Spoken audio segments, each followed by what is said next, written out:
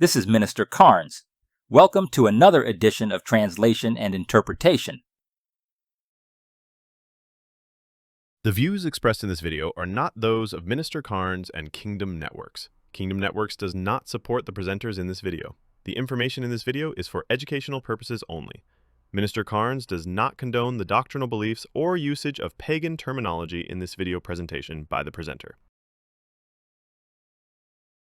Should Christians eat pork? Well, in the Garden of Eden, God gave every plant yielding seed as food for mankind. After the flood, God gave Noah every moving thing that moves as food for them. Genesis chapter 9, verses 1 through 4. Now, this would include pork. However, God did make a covenant with Israel, and this covenant forbid them from eating pork. That's Deuteronomy chapter 5, verses 1 through 3, and Leviticus chapter 11, verses 7 through 8. Jesus came and fulfilled the law of Moses, making it obsolete. Hebrews chapter 8, verses 6 through 13. Nowhere in the New Testament are Christians commanded not to eat pork. In fact, God says that those who require abstinence from foods are teaching the doctrines of demons. 1 Timothy chapter 4, verses 1 through 5.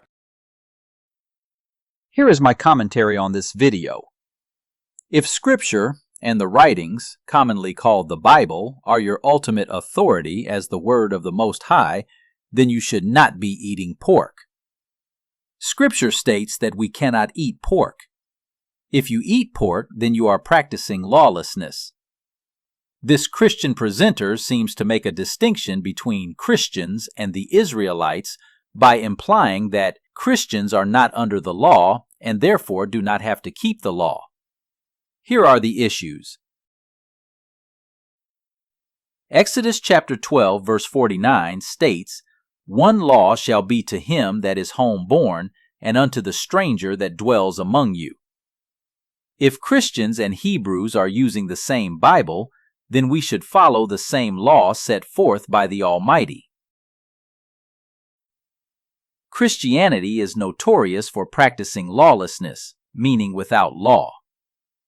Romans chapter 2, verse 12 states, "He that lives without the law shall perish without the law." Matthew chapter 5, verse 17 states, "Do not think that I have come to abolish the law or the prophets. I have not come to abolish them, but to fulfill them, as spoken by the Messiah."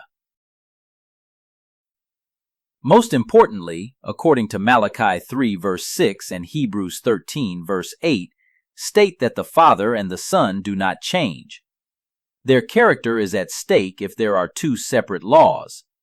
There is no separate law for Noah and the Israelites concerning clean and unclean meats. Genesis chapter 9, verse 3 grants permission to eat meat after the flood, but doesn't specify which animals are permissible. Noah already knew about clean and unclean animals in Genesis chapter 7. He made sacrifices to the Almighty with clean animals, yet can he now eat unclean? No. Leviticus 11 and Deuteronomy 14 detail specific dietary laws, identifying certain animals as unclean, including swine, pork.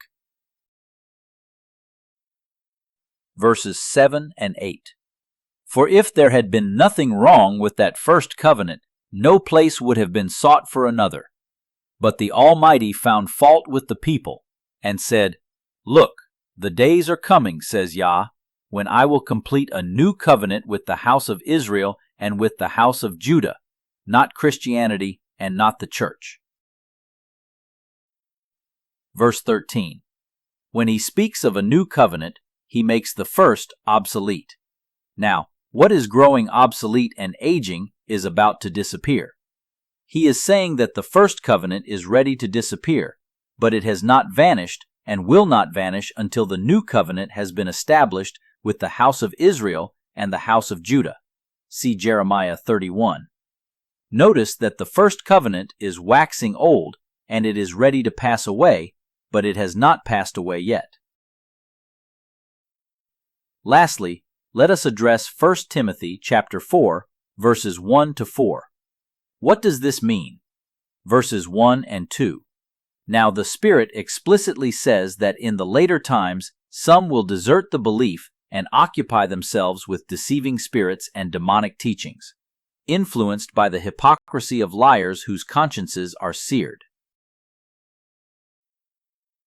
Verse 3. They will prohibit marriage and require abstinence from foods that the Almighty created to be received with thanksgiving by those who believe and know the truth. What is the truth? Psalm 119, verse 1, 42, Your righteousness is everlasting. Your law is the truth. This means that Leviticus 11 is a part of the law, therefore it is truth. 1 Timothy chapter 4, verses 4 and 5. Every creation of the Almighty is good, and no food will be rejected if it is received with thanksgiving, for it is sanctified by the Almighty's word, Leviticus 11, and prayer. 1 Timothy chapter 4, verses 1 to 4 is best examined in context with Romans chapter 14. If you have not already done so, please subscribe to our channel and click the notification bell to receive updates on newly published videos.